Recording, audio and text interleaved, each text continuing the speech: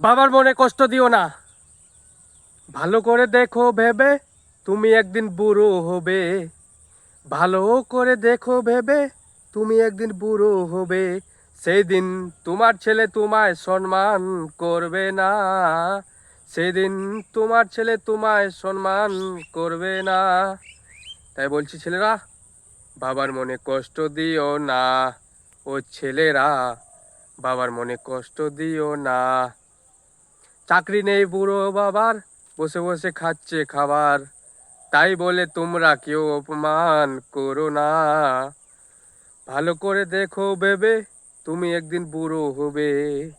সেই দিন তোমার ছেলে তোমায় সম্মান করবে না।